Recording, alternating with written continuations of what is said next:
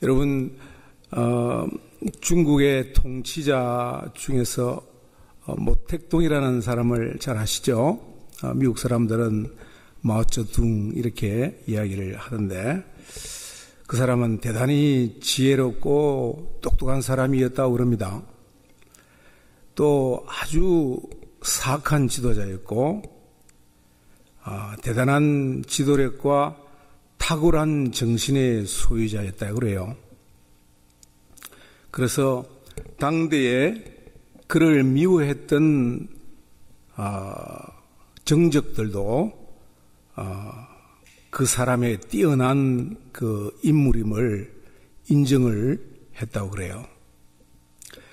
그런데 이 마오쩌둥이 통치를 하는 가운데는 참 어리석은 그런 결정을 참 많이 반복했다고 그래요. 그가 집권했을 그 당시에. 그 중에 하나가 1958년도에서 1960년 2년 동안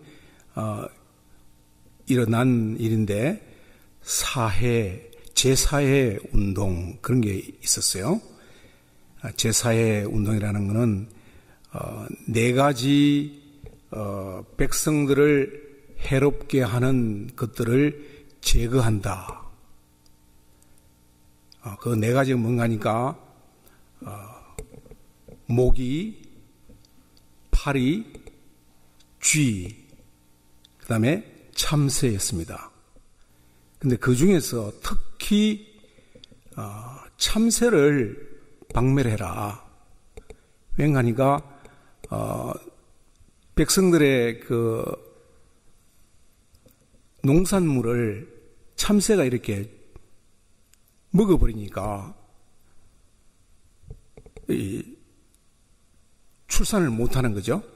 그러니까 그것 때문에, 그래서 참새를 특별히 죽였어요. 지금 저 그림이 참새를 잡는 장면입니다. 그런데 문제가 무슨 문제가 생기는가 하니까, 참새를 잡았을 때는 좋았는데 참새를 잡고 나니까 참새가 그 곡물이라든지 이 나무에 붙어 있는 나쁜 이 곤충들이라든지 이런 것들을 잡아먹지를 못해요. 그러니까 이 곤충과 벌레가 온 중국 땅을 이렇게 덮어버려 놓으니까 그 다음 해에 완전히 이 나라를, 기근이 나라를 확 덮여버려가지고 사람이 1958년도에서 1962년도에 4년 동안에 죽은 사람이, 어떤 학자들은 4,500만 이야기를, 저거는 지금 참새를 잡는 장면이에요. 잡고 좋아해서 가져오는 저 그림이고, 4년 동안에 죽은 사람이 4,500만 혹은 6천만 명이 죽었다 그래요. 그러니까 뭐 아마 4,500, 어떤 학자는 4,500만, 어떤 사람은 6천만, 그러니까 아마 4,500에서 한 6천만이 죽지 않았는가. 1960년도에 한국 인구가 몇 명이었는가 하니까 3천만 명이었대요. 그러니까 4,500만에서 6천만 명이 죽었다 그러면 얼마나 많은 사람이 죽었는지 우리가 이해할 수 있잖아요. 그래서 이 사건을 두고 이야기를 하는 말이, 아무리 탁월한 정신의 소유자라고 할지라도 이렇게 위험한 일을 할 수 있다. 그런 교훈을 우리에게 전해주는 이야기입니다. 오늘 저희들이 읽은 이 히브리서 5장의 말씀은 역시 지도자들, 두 분의 지도자에 대해서 이야기를 합니다. 그래서 저는 오늘 제목을 함량미달 이렇게 제가 정해봤는데 한번 끝까지 한번 들어보시고 무슨 뜻인지 한번 생각해 보시고 같이 은혜 받았으면 좋겠어요. 특히 1절에서 4절은 대제사장 누구를 소개를 하는 거니까 아론 제사장을 소개합니다. 우리가 본문도 읽었지만은 대제사장은 아무나 하지 못합니다. 아시다시피 여호와 하나님께서 선택하여서 사람 중에서 이렇게 뽑아서 속죄제를 드리도록 그 사람에게 임무를, 사명을 주는 것입니다. 그러니까 대제사장은 여러 가지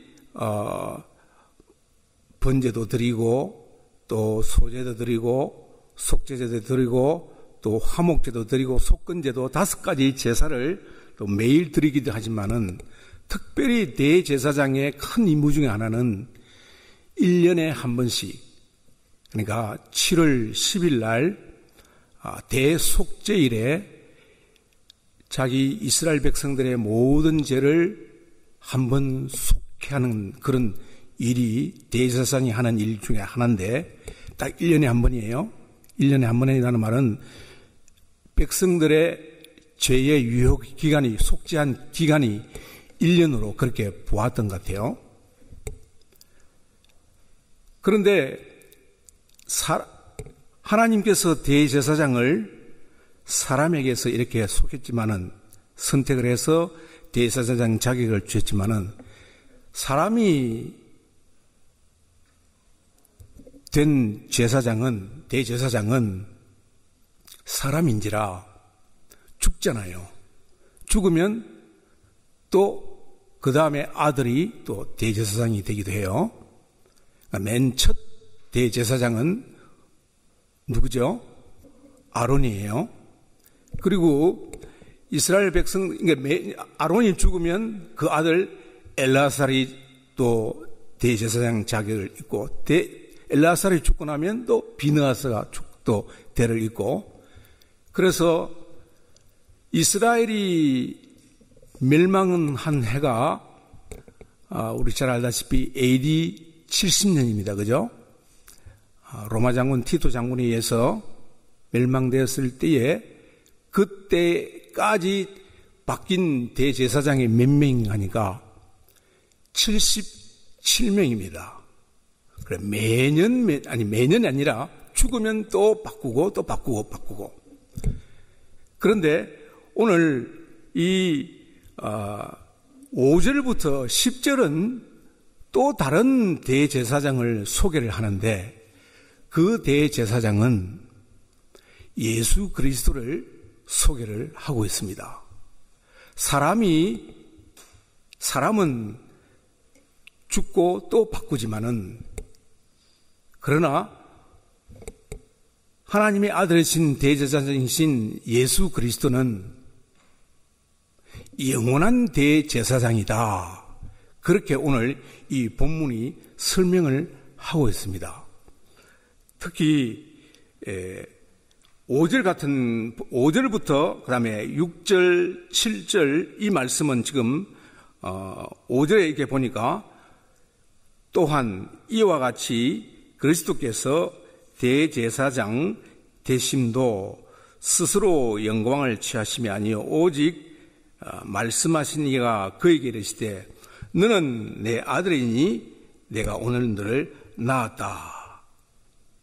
이 말씀은 무슨 말씀인가 하니까, 사람은 죽지만은 예수 그리스도이신 대제사장은 영원히 죽지 않는 대제사장이다. 그런 뜻입니다. 여기서 시편 2편 7절의 말씀을 인용을 했어요.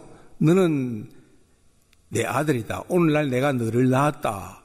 이 말씀은 어떤 내용인가 하니까 부활에 대한 말씀입니다.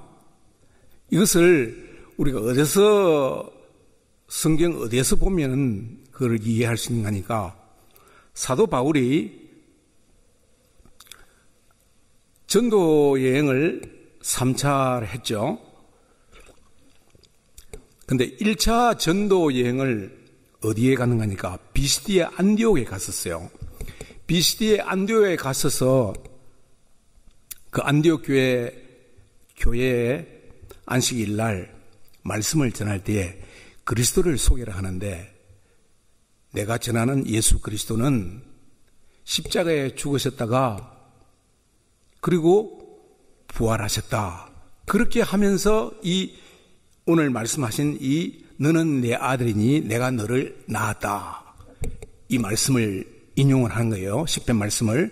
그러니까 예수 그리스도는 죽으셨지만은 부활하셔서 지금 하나님의 보좌의 우편에 앉으셔서 영원한 대제사장이시다. 그러니까 사람과 다르다는 그런 말을 지금 이 히브리서는 이야기를 하고 있어요. 또한 그뿐만 아니고 이 예수 그리스도의 대제사장직은 조금 다르다.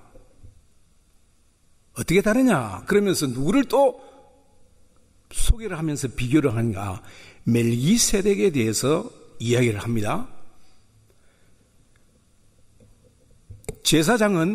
대제사장은 어느 지파에서 나온 사람들이죠? 예, 레위 지파예요.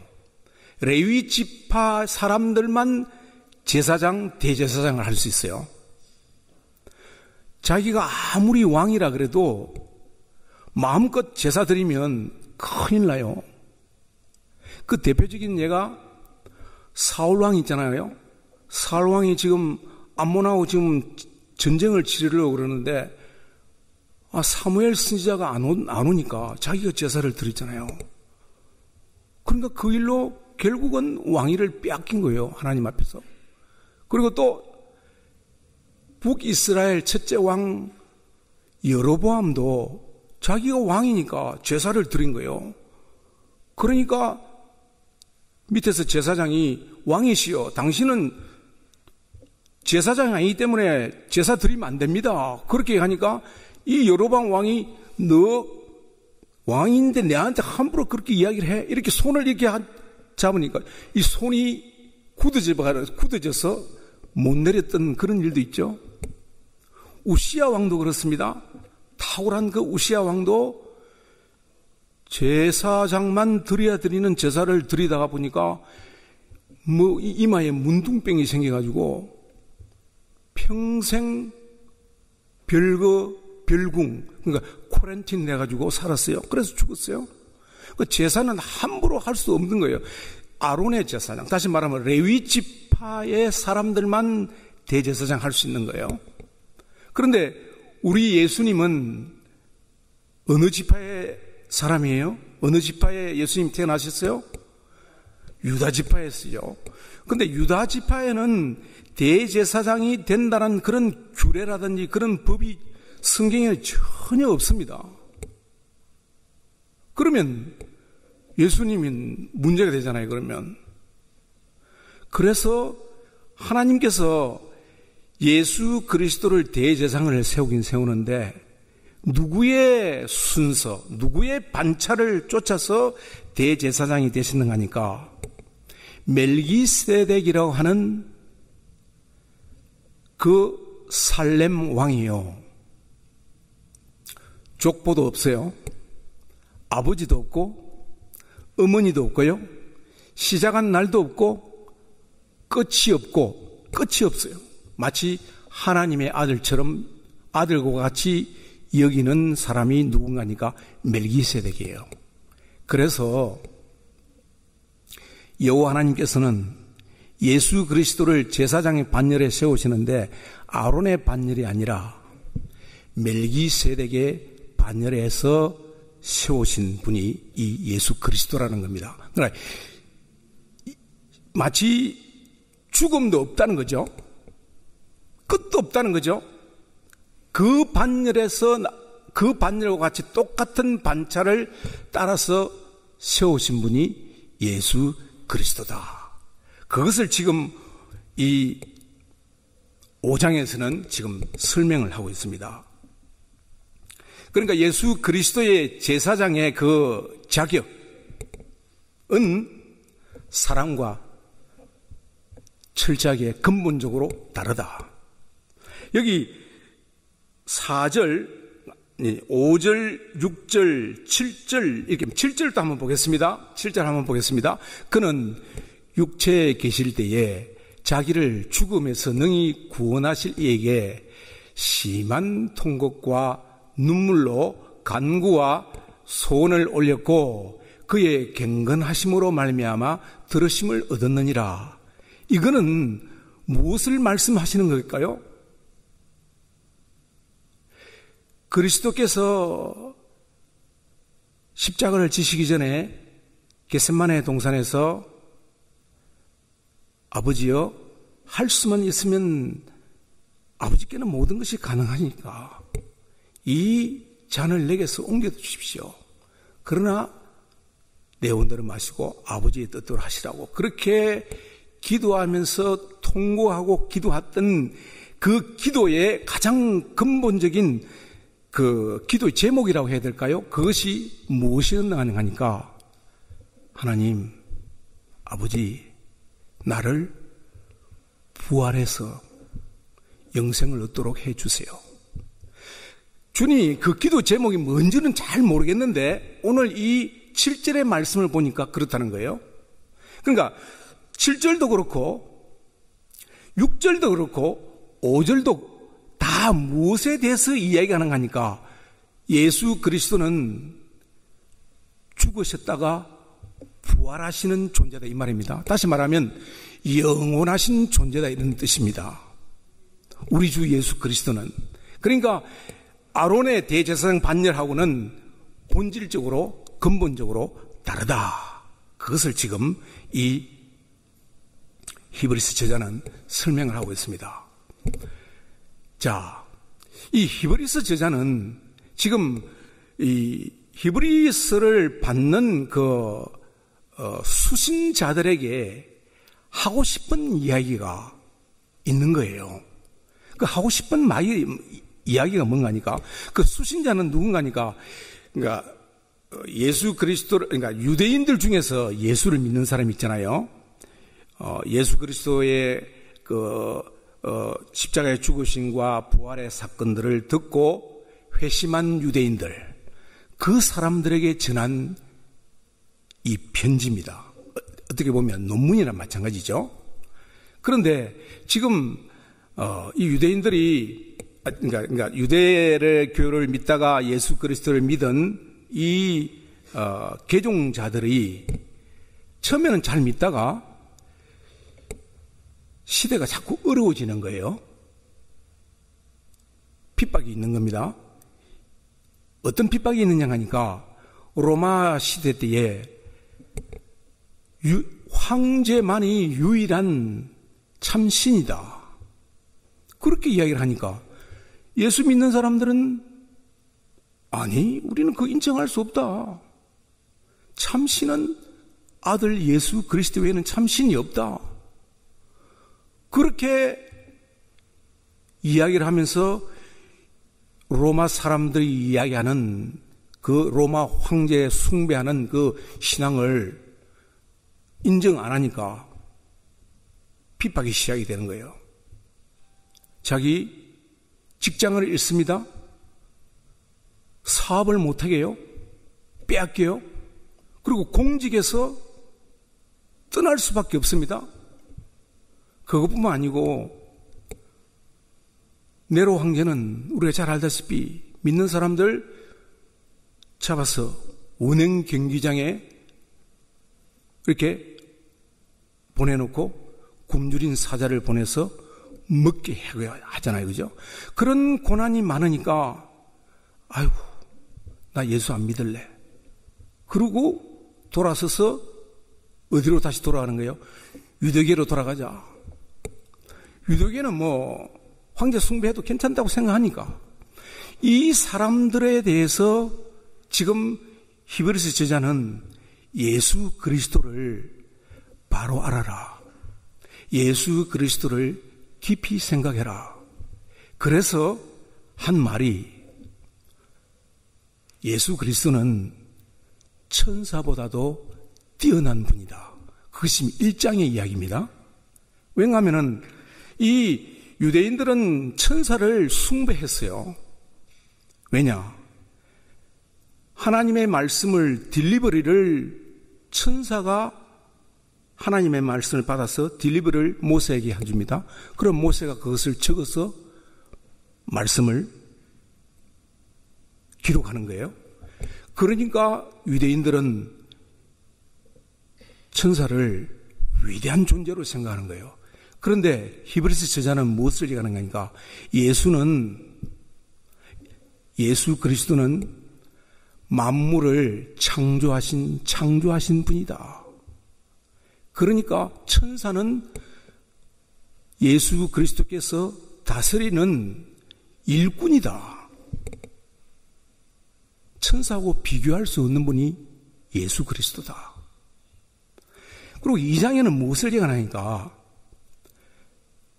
너희들이 구원받은 것은 큰 구원이다. 왜 큰 구원이냐?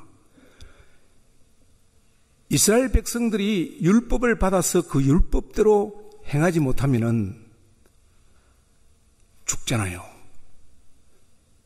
예를 들면은 레위기 10장 보면은 나답과 아비후가 다른 불을 하나님께 드리니까 그 자리에서 불이 나와가지고 여호와께로부터 불이 나와가지고 적사에 죽잖아요. 그죠?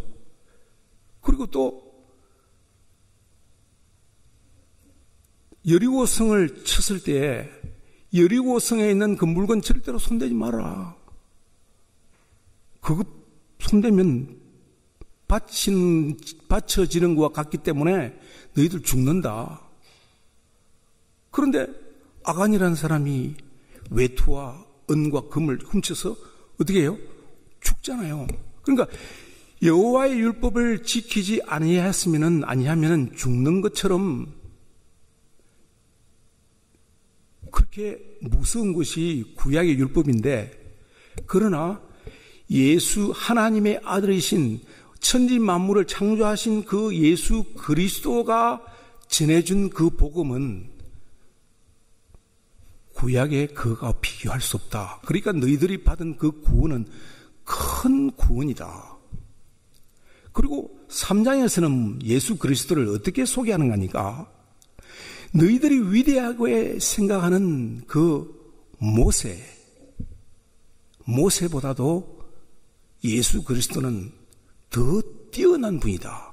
예수 그리스도의 영광은 마치 모세는 이 건물이라고 생각하면, 이 예배당이라고 생각하면은 예수 그리스도는 이 예배당을 지은 사람과 같다. 그러니까 모세보다도 큰 영광의 소유자가, 영광스러운 존재가 예수 그리스도다. 그리고 4장에는 무엇을 이야기하니까 하나님께 예수 그리스도를 믿고 하나님의 백성이 되는 사람은 천국에 가는 거잖아요. 그죠? 그러니까 하나님의 안식에 들어가게 돼 있는데, 그러니까 예수 그리스도께 받은 그 구원의 그 구원을 작게 생각하지 마라. 조심하고 조심해서 끝까지 하나님이 예비하신 그 안식에 들어갈 수 있도록 너희들 끝까지 믿음을 지켜라. 그리고 오늘 5장은 대제사장의 자격에 대해서 이야기하는 거예요. 그래서 지금 아론 대제사장과 예수 그리스도의 대제사장을 지금 비교하고 있는 겁니다. 그 다음은 6장에는 무엇을 얘기하는 거니까, 7장은 또 무엇을 얘기하는 거니까 멜기세덱과 그리스도를 비교를 합니다. 그리고 또 8장에는 무엇을 얘기하는 거니까 새 언약의 중보자가 누군가니까 예수 그리스도다. 새 언약이라고 했으니까 새 언약의 반대는 무엇이겠어요? 옛 언약이죠. 옛 언약은 뭔가니까 구약의 율법이에요. 구약의 율법이에요. 모세 오경이라든지 이런 율법이에요. 십계명 같은 거. 그런데 새 언약은 뭐냐? 예수님을 새 언약의 중보자라고 8장이 이야기하는데 지금 유대인들이 지금 이야기하는 거예요. 봐봐라. 너희들 이스라엘 백성들이 옛 언약을 지키지 못해서 결국은 하나님의 말씀에 거역하고 반역해서 이스라엘 백성들이 결국 망하게 됐잖아요. 722년에는 아수르에, 그 다음에 BC 586년에는 느부갓네살 바벨론에게, 결국은 망한 원인은 뭔가니까 하나님의 율법을 거역하고 저버리고 하나님을 버린 것 때문에 망한 거예요. 그러니까 이것이 뭔가니까 옛 언약을 지키지 못한 결과예요. 그런데 새 언약은 뭐냐? 새 언약은 그렇습니다. 이렇습니다. 시간이 없어서 다 본문을 살펴보지 못하지만은 한마디로 딱 잘라서 얘기하면은 옛날에는 율법을 돌에 새기잖아요. 돌비라 그래요. 그런데 이스라엘 백성들이 너무나 약하고 범죄하고 실패하니까 하나님께서 어떤 계획을 세우는가니까 내가 너희들에게 하나님 말씀을 율법을 잘 지킬 수 있는 마음을 줄게. 어떤 마음인가 하니까 마치 너희 마음을 고기, 여러분 고기 있잖아요. 예를 들면 불고기 뭐 이런 거 보면 고기가 부드럽잖아요. 부드러운 마음을 주겠다는 거예요. 옛날에는 돌은 얼마나 딱딱해요. 근데 새 언약은 내가 너희들 보고 막 지키라 그렇게 안 해도 너희들 스스로 지킬 수 있도록 그런 마음을 주겠다는 거예요. 그것이 새 언약입니다. 다른 말로 얘기하면은 그 새 언약이 좀 더 구체적으로 얘기하면은 우리에게 성령 하나님이 우리 마음에 오셔서 그 율법을 하나님의 계명을 기쁜 마음으로 지키고 행하며 살 수 있게 해주겠다는 그것이 새 언약이에요. 그런데 그 새 언약의 중보자가 누군가니까 예수 그리스도라는 거예요. 지금 그거를 지금 이 저자가 이야기를 해주고 싶어 하는 거예요. 그러니까 9장은 예수님이 제사장으로 계신 이 예수님의 제사장은 한 번 제사 드린 것은 완전하다. 또 아론의 제사장이 1년마다 이렇게 이스라엘 백성들의 죄를 대속죄일에 지킨 것처럼 하지 않고 예수님의 제사는 완전해. 그리고 10장은 그리고 그 예수님의 제사는 완전할 뿐만 아니고 영원하다는 거예요. 아멘입니까? 예수님의 제사는 완전할 뿐만 아니라 영원해요. 그러므로 11장이 너희는 믿음을 가지고 흔들리지 말고 믿음을 지켜. 그러면서 예수 그리스도를 믿는 사람들이 마치 구름처럼 허다하게 많다는 거예요. 믿음의 영웅들. 대표적인 사람 첫 번째 누구죠? 아벨. 또 에녹. 죽음을 맛보지 않고 올라간 에녹. 그 다음에 노아. 그 다음에 아브라함. 그 다음에 이삭, 야곱. 근데 이상하게 모든 그 앞부분에 뭐를 이야기하는 거예요?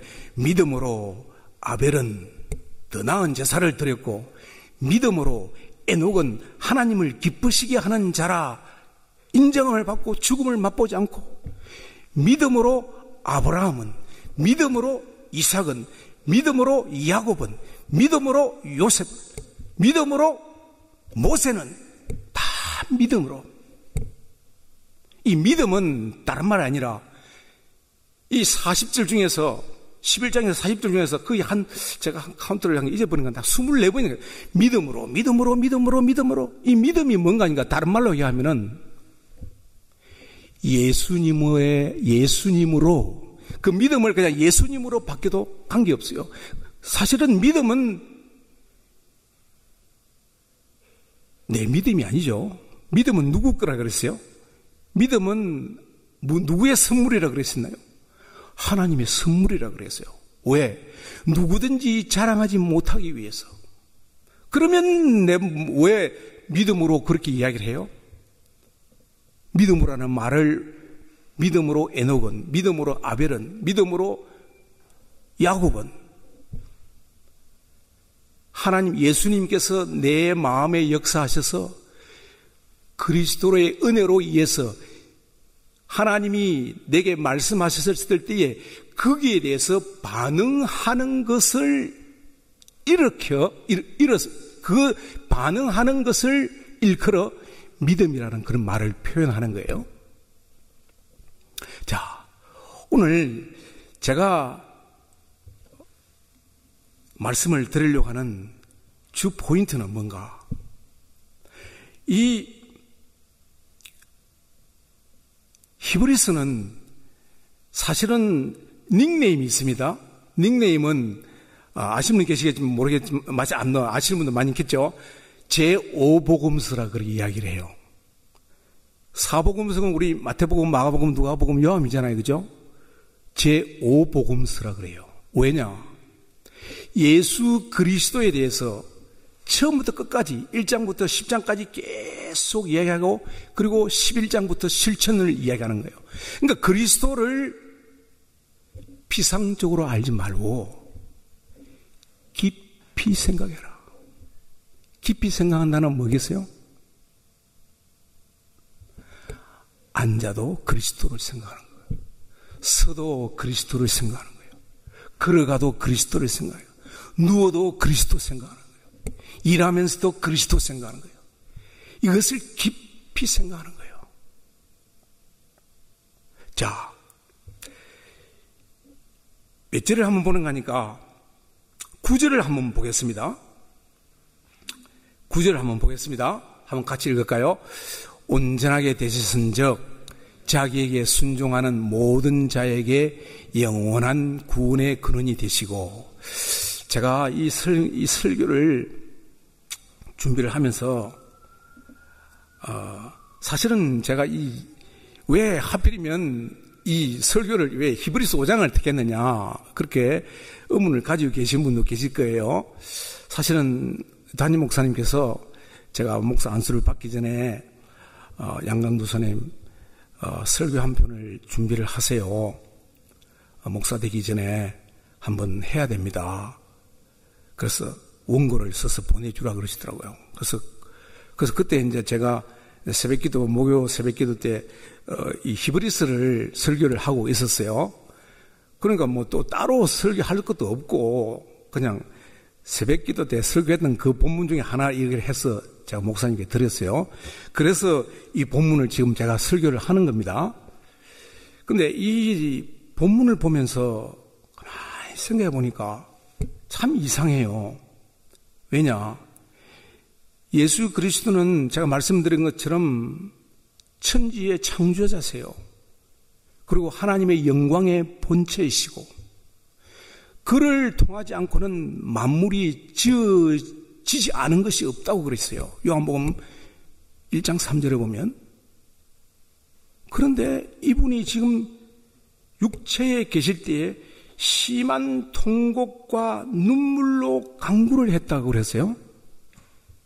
그리고 그의 경건하심으로 말미암아 들으심을 얻었다고 그랬습니다. 7절에.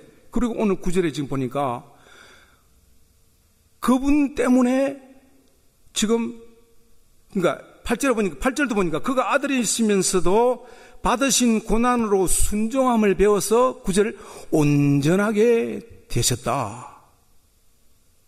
그리고 자기를 순종하는 모든 자에게 영원한 구원의 근원이 되셨다고 그랬어요. 이거를 우리가 생각해 보면은 온전하게 되셨다고 그랬어요. 근데 우리가 이 예수 그리스도의 고난과 통곡을 우리가 자주 묵상하죠. 그런데 그 고난과 통곡으로 완전하게 이루어진 그것을 우리는 얼마만큼 혜택을 누리고 사는가? 여러분, 예수님으로 인해서 혜택 받는 거 있습니까? 혜택을 누려야 돼요. 왜냐하면 그리스도께서 고난을 당하셔서 완전히 다 모든 것을 이루셨기 때문에, 그것 때문에 우리는 예수님처럼 똑같이 그런 고난을 당할 이유가 없어요. 완전히 이루셨기 때문에. 그 대표적인 혜택, 그 은혜가 뭘까? 저는 생각해 봤어요. 다른 것도 많겠지만은 우리는 죽음이 없다는 거예요. 아멘입니까? 우리는 죽지 않아요. 아니, 내가 죽는데? 아니에요. 그는 죽지 않아요. 죽는 것이 아니에요. 잔다고 그러죠. 우리는 죽음이 없습니다. 그리고 우리에게는 뭐가 있습니까? 부활의 소망이 있는 거예요.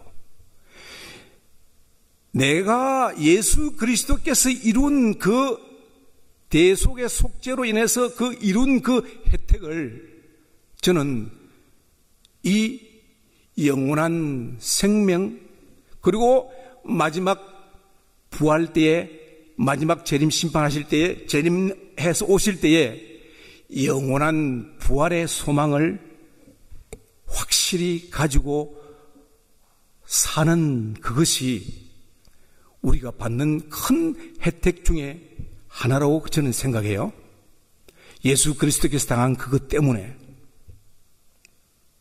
자, 그러면 우리는 어떻게 해야 되는 거예요? 예수 그리스도께서 우리를 위해서 행한 일들이 엄청나게 많은데, 그럼 나는 어떻게 해야 될까요? 여기 보니까 순종하는 모든 자에게 영원한 구원의 근원이 됐다고 했는데, 순종하는 자. 순종하는 자가 곧 저와 여러분이 아니겠어요? 예수 그리스도의 그 이름을 믿고 그 은혜를 받고 사는 저와 여러분이 곧 순종하는 자가 아니겠어요? 그러면 나는 예수 그리스도의 은혜에 의해서 사는 사람인데 어떻게 반응을 해야 되는 것인가? 제가 이 예화를 좀 설명하고 설교를 마치려고 합니다. 좀 이해를 돕기 위해서 지난 좀 부끄러운 이야기를 좀 하겠습니다. 제가 대학교를 갔을 때는 군대를 마치고 대학을 갔어요. 근데 학교를 가니까 학우들 중에서는 결혼을 안 한 분들이 대부분이고 다 싱글들이 대부분이고, 그 중에 어떤 형들은 결혼을 해서 또 아기도 가지고 있는 그런 형들도 있고 그렇더라고요. 그래서 저도 군대 갔다 와서 대학을 갔기 때문에 참 그런 모습을 보고 저도 참 부럽더라고요. 그래서 하나님께 기도하기를, 하나님, 저도 이제 군대를 갔다 왔으니까 결혼하고 싶습니다. 배필을 만나게 해주세요. 제가 기도를 많이 했어요. 진짜 많이 했어요. 결혼하고 싶어서. 근데 특별한 응답도 없고, 또 제가 생각하는 또 그런 것하고 또 잘 안 되고 그러니까. 근데 하루는, 저희 그 관악 캠퍼스가 이 잔디가 참 많아요. 캠퍼스가 참 이뻤어요. 본관이 있고, 이제 우리 이제 음대, 미대 또 저쪽에는 또 법대와 음대미대가 좀 같은 지역에 있었는데, 그쪽 지역을 이제 수업을 마치고, 본관에서 수업을 마치고 음대 쪽으로 이렇게 올라가는데, 이제 그런, 제가 지금 말씀드린 이런 문제로 내가 고민을 하고 올라가니까 하나님께서 음성을 들려주시는 거예요. 그 음성은 큰 소리로 이렇게 소리가 들린 그런 음성이 아니고 영음이죠. 그러니까 마음으로 주신, 들리는 성령께서 주시는 말씀이라고 그렇게 생각하는데, 어떤 말씀을 주신 거니까, 너희는 먼저 그의 나라와 그의 의를 구하라. 그 말씀을 제게 주시는 거예요. 그러니까 제가 깨달아 알았죠. 너 지금은 때가 아니다. 지금은 믿음 생활 잘하고, 그리고 학업에 집중하고 살아라. 그래서 제가 그 음성을 듣고 결혼에 대한 배필을 찾고자 하는 그런 기도는 지속적으로 조금씩 하긴 했지만은 그것을 내려놓게 되었어요. 그리고 학업을 전념을 했던 기억이 있어요. 그런데 또 시간이 좀 지나다 보면은 잘 잊어먹잖아요. 그리고 또 어떤 그 욕구가 생겨서 또 기도합니다. 또 그런 생각이 또 듭니다. 그러면 그때 그 캠퍼스를 걸어갔을 때에 들려주신 그 음성이 생각나면은 정신을 차리는 거예요. 사랑하시는 우리 성도 여러분, 제가 이 말씀을 왜 하는가 하니까, 우리가 믿음 생활 하더라도요, 예수 그리스도를 우리가 얼마만큼 생각하고 사는가. 먼저 그의 나라와 그의 의를 구하는 것. 내가 하나님의 백성이 된 이후로 나의 모든 삶의 초점과 내 모든 관심은 어디에 있는가? 이것이 오늘 저와 여러분이 풀어야 할 숙제이기도 하고 생각해 봐야 될 겁니다. 그래서 제가 오늘 제목을 이걸 할까 저걸 할까 하다가 마지막으로 정한 제목이 함량미달이라고 그랬어요. 여러분, 함량미달 아시죠?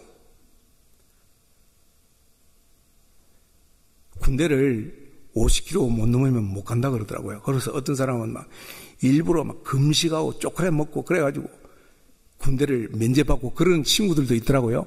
함량미달이면 군대 못 가는 것처럼 어느 누구가 함량미달이냐. 함량미달이라고 하는 제목을 정해놓고 내가 가만히 생각해보니까 떠오른 성경의 인물이 있어요. 벨사살 왕이에요. 다니엘서 5장의 벨사살 왕, 느부갓네살의 아들 벨사살. 그 벨사살 왕이 1000명의 귀인들을 모아놓고 술잔치를 벌이는 거예요. 그러면서 술잔을 뭘로 썼어요? 예루살렘 성에서 가져왔던 술잔을 가지고 먹고 마셨어요. 그런데 벽에 손가락이 나타나가지고 글을 썼습니다. 뭐라고 썼나요? 메네 데겔 우바르신. 메네 카운트하고 또 카운트했다는 거예요. 데겔 무게가 안 된다는 거예요.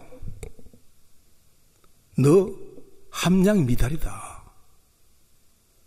바르신 우바르신. 그래서 망한 거예요. 페레스라는 말은 이게 갈라졌다는 거예요. 그러니까 이 여호와를 경외함에 있어서 메네 데켈이에요. 누가? 벨사살 왕이. 그래서 저는 그렇게 생각해 보는 거예요. 우리가 예수 그리스도를 믿어도 피상적으로 믿느냐, 아니면 전심으로 믿느냐. 예수 그리스도를 내가 얼마만큼 내 삶의 중심으로 생각하느냐가 오늘 우리에게 던져주는 메시지라고 저는 생각해요. 사랑하시는 여러분들, 우리가 자녀를 키우고 가정을 가지고 비즈니스를 하고 경영을 하고 학교를 다니고 결혼을 하고 하더라도요, 매네 대결 우파르신 이렇게 되면 큰일이죠. 예수 그리스도가 중심이 돼야 되는 거예요. 이 봐보세요. 지금 이 히브리서 1장부터 13장까지가 다 뭐냐? 그리스도 중심이에요. 그리스도 중심. 그리스도를 깊이 생각해라. 우리가 생각하는 아무리 깊이 생각하고 또 생각해도 그 그리스도의 완성성 우리가 이해할 수 없어요. 하나님의 본체를. 그 겸손하시고 창조주 하나님이 겸손하시고 온유하시되 죽기까지 십자가에 지신 그 거룩하신 하나님을, 거룩하신 예수님을 생각하면 나는 도대체 어떤 마음을 가지고 세상을 내가 살아가고 있나? 하루하루를 살아가고 있나?